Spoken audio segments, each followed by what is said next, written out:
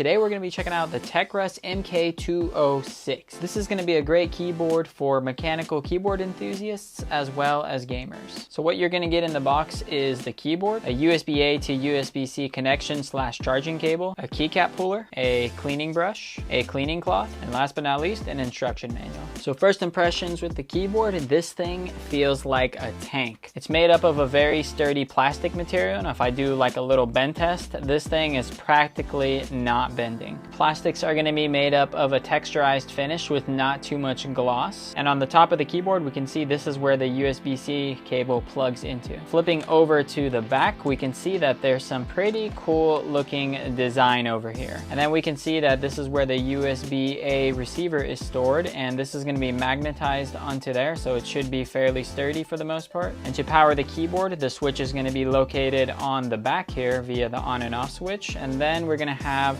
the grips on 4 corners of the keyboard, and then we're going to have adjustable legs that adjust in 2 different modes. There's small mode like that, and then the larger one like that. I just tried typing on the keyboard with the small legs, the large legs, and no legs, and I found that the small legs were most comfortable for me. The reason the small legs felt most comfortable for me is because the keyboard is kind of a mid-sized in terms of height, so I felt like it was more ergonomic for my hands to kind of climb up the keyboard at a mid-level instead of being too high or too low. So we're going to use this keycap puller to show you guys what the red switches look like. And there they are right there. The reds are going to have a more linear typing experience, and there's other keyboards out there with browns and blues. Those are the 2 other popular ones.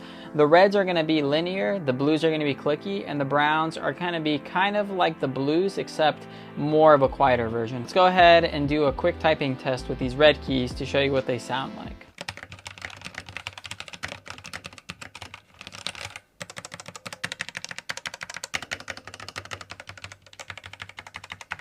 So overall, this is going to be a fairly nice typing experience. If you've ever typed on a red keyboard, this is going to feel very similar. The keycap stabilizers do have some wobble, and that's a personal preference thing. Some people like their keys more wobbly, and some people like them more firm. Now the keycaps themselves are going to have a concave angle inside of them, which means they're going to have this arch right here, and that's going to help you have a more accurate typing experience. In terms of the texture, they are going to feel fairly grippy for the most part. They do have like a slight texture there that also help your fingers grip the keys more easily. What I really like about this keyboard is that it is going to be a 75% layout, which means they're going to have most of the important media controls on here. You're going to have brightness adjusters and media controls like pause, play, next, previous, mute mic, adjust volume, and over here you have some Windows utility keys. And then with this keyboard, you're able to connect up to 3 devices. That could be a phone, a tablet, a Windows computer, a Mac computer, whatever you got, this keyboard can connect to it. So let's check out what the RGB lights actually look like on this keyboard. So in order to turn them on, we just turn the keyboard on,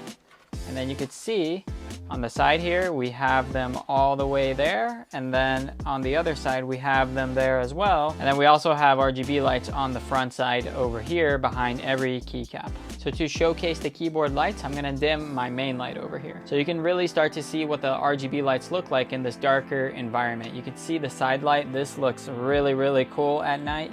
And then you can see all of the keycaps over here glowing, which also look great. If you want to turn the brightness down, you just hold function and down arrow key and it turns off. And if you want to turn it back up, it's function plus up arrow key. If you want to change the pattern, it's function plus insert. You can see we do have a bunch of different patterns that we can use. And if you want to control the speed at how fast the light goes, it's function plus left for the slowest speed. If I press a key, you can see it moves really, really slowly.